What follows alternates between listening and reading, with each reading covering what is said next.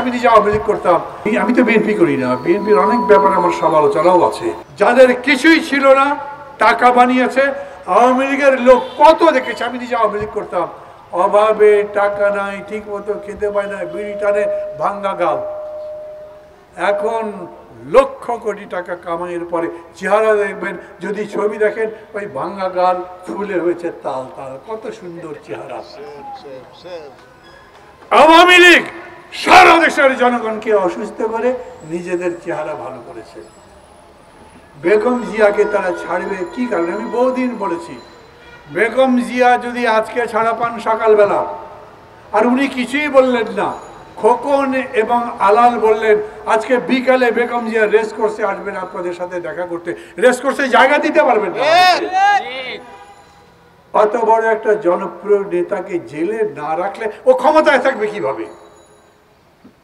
একের পর এক মামলা দিয়ে যেরকম করে বিএনপির উপরে নির্যাতন করা হয়েছে।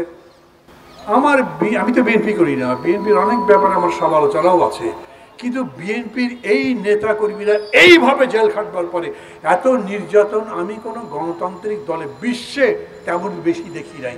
তারা এখনো আছে। আমি জানি আজ যদি এখান থেকে কেউ ঘোষণা দেয় বিএনপি নেতা, আজকে বিকাল 4টার সময় অফিসের সামনে সমাবেশ হবে, হাজার হাজার লোক জমা হয়ে যাবে।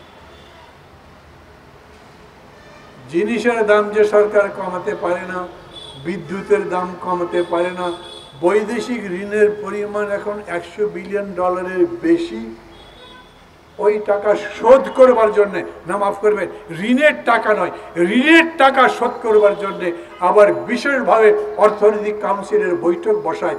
বাইরে যারা যারা দেশগুলো আছে আমাদের টাকা দেবে বলেছে, বলো তাড়াতাড়ি যাতে টাকা দেয়, না হলে সুদের টাকা তো দিতে পারবো না। সরকার কি আছে? পরশুদিন ডেইলি স্টারে নিউজ করেছে এই সরকার চাইনিজ গভর্নমেন্টের সাথে কথাবার্তা বলছে, 20 বিলিয়ন রিঙ্গিট বা ইওয়ান তাদের কাছে চায়। জানি না চীন দেবে কিনা। মানে চীন বলেন, আমেরিকা বলেন, এদের তো বোঝা মাঝে মাঝে মুশকিল।